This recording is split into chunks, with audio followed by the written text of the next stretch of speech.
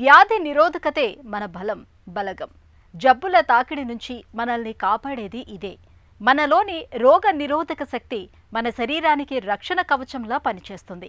అయితే మనలో కొంతమందికి ఈ వ్యాధి నిరోధక శక్తి అనేది బాగా తక్కువగా ఉంటుంది.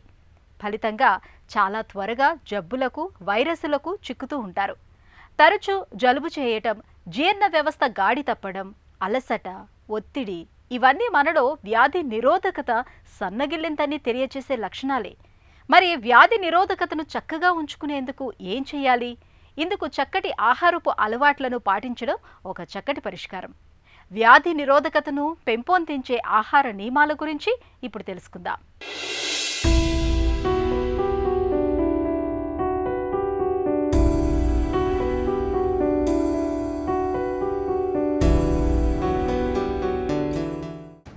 జలుబు చేసినప్పుడు మందులు వాడినా వాడకున్నా వారం 10 రోజుల్లో దానంతట అదే తగ్గిపోవడం మనకు తెలిసిందే.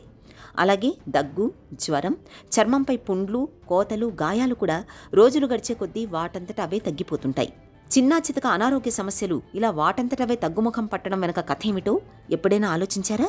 మనలో నిరంతరం అప్రమత్తంగా ఉండే వ్యాధి నిరోధకత యంత్రాంగమే ఇందుకు కారణం.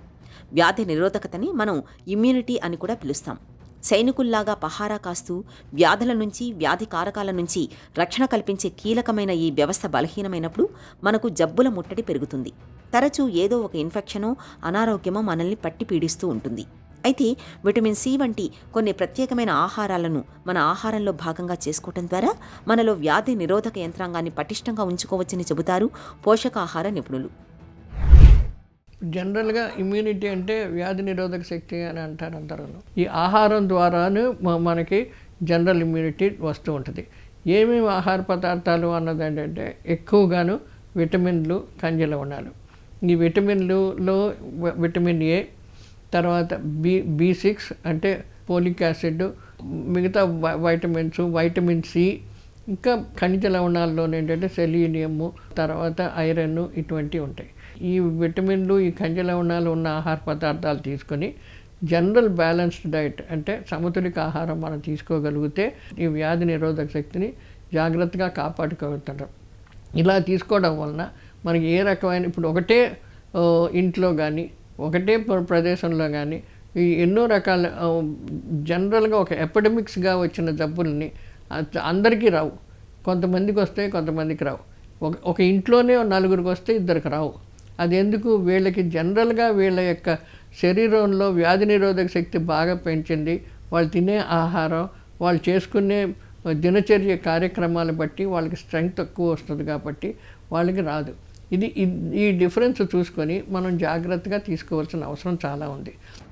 జబ్బు పడ్డప్పుడు, ఆపరేషన్ జరిగి ఆసుపత్రిలో ఉన్నప్పుడు మనం త్వరగా కోలుకోవడానికి వీలుగా పండ్లు, పండ్ల రసాల్ని ఎక్కువగా తీసుకుంటాం.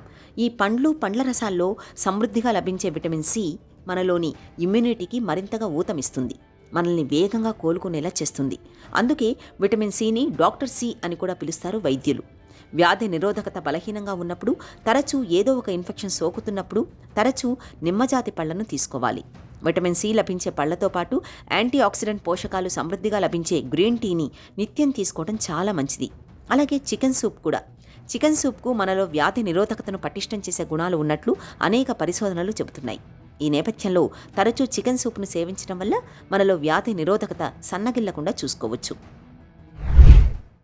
బి కాంప్లెక్స్ వైటమిన్స్ మనకు రావాలనుకుంటే మనకి మొలకెత్తిన గింజ ధాన్యాల్లో కానీ, తర్వాత కొంత ఎక్కువగా ఆకుకూరల్లో ఉంటాయి, పండ్లలో ఉంటుంది, పొట్టుతో ఉన్న పదార్థాలు అంటే వాటిల్లోనూ ఇలాంటి బి కాంప్లెక్స్ దొరుకుతూ ఉంటుంది.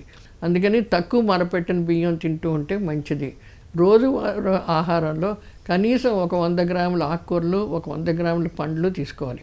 ఏదో రకమైన పండ్లు తీసుకుంటే మనకి దాంతోపాటు తొక్కుతో ఉన్న పండ్లు అలాంటివి తిన్నారనుకోండి, యాపిల్ అని ఇలాంటి, ఇప్పుడు మన బత్తాకాయ ఇలాంటి వాటితో తొనలతో పాటు మళ్ళీ రసం తీయకుండా, ఆ తొనలో పైన తొక్క తీయకుండా అలా తింటే మన దాంట్లో ఫైబర్ వస్తుంది. కాబట్టి కార్బోహైడ్రేట్స్తో పాటు అందులో ఫైబర్ కూడా ఎసెన్షియల్, కాన్స్టిపేషన్ రాకుండా కూడా ఉంటుంది. కాబట్టి ఇలాంటివి తీసుకోవడం మంచిది.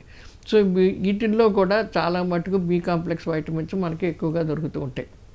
ఇలాగా జాగ్రత్త ఆహార పడుతూ తర్వాత కొన్ని మాంసకృతుల్లో ఎక్కువగా మనకేమో రెడ్ మీట్ అంటాం, బీఫ్ కానీ మటన్ కానీ ఇటువంటివన్నీ వాడడం చాలా తక్కువ చేసుకోవాలి. కోడి మాంసం వాడుకోవచ్చు, కోడిగుడ్డు వాడచ్చు. తర్వాత ఇంకేదైనా సీ ఫుడ్, సముద్రపు చేపలు ఏదైనా సరే, చేపలు కానీ రొయ్యలు కానీ ఇటువంటి వాటిలో ఐడిన్ కూడా ఉంటుంది. దానికి వ్యాధి నిరోధక శక్తి బాగా పెంచుతూ ఉంటుంది. ఈ సోయా బీన్స్ కానీ, ఈ ఓట్స్ కానీ, ఓట్ మీల్ కానీ ఇటువంటివి కూడా వాడుకుంటూ ఉంటే దాంట్లో మనకి పీచు వస్తూ ఉంటుంది. ఈ రకంగా తీసుకోవడం వలన మన వ్యాధి నిరోధక శక్తి బాగా పెంచుతూ ఉంటుంది. బరువు మటుకు చాలా మటుకు ఒక వయసుకు తగ్గ బరువు, హైట్కి వెయిట్ తగ్గ బరువు ఉంటే ఆరోగ్యకరంగా ఉంటారు. మాంసాహారాన్ని బాగా ఇష్టపడేవాళ్ళు చికెన్, మటన్ వంటి వాటికి బదులుగా సీ ఫుడ్స్ని తీసుకోవడం చాలా మేలు. ప్రత్యేకించి నత్తగుల్లలు, సాల్మన్ చేపల్లోని ఒమేగా-3 రకానికి చెందిన కొవ్వులు మనలోని వ్యాధి నిరోధకతను మరింత పటిష్టంగా ఉంచుతాయని చెబుతారు పరిశోధకులు. ఇమ్యూనిటీ తక్కువగా ఉన్నప్పుడు రోజువారీ ఆహారంలో పీచు పదార్థం బాగా లభించే ఆహార పదార్థాలను ఎక్కువగా తీసుకోవాలి. తాజా ఆకుకూరలు, పళ్లతో పాటు క్యాబేజీ, స్వీట్ పొటాటో, వెల్లుల్లి, పుట్టగొడుగులు, ఓట్స్ వంటి వాటిని తరచూ తీసుకుంటూ ఉండాలి. విటమిన్ డి లోపించినప్పుడు కూడా మనలో వ్యాధి నిరోధకత తగ్గే అవకాశం ఉంటుంది. కాబట్టి రోజు కాసేపు ఎండలో నిలబడ్డం, అవసరమైతే విటమిన్ డి సప్లిమెంట్లను తీసుకోవాలి. ఇలా అన్ని రకాలుగా తగిన జాగ్రత్తలు తీసుకోవడం ద్వారా మనలో వ్యాధి నిరోధకత సన్నగిల్లకుండా చూసుకోవచ్చు.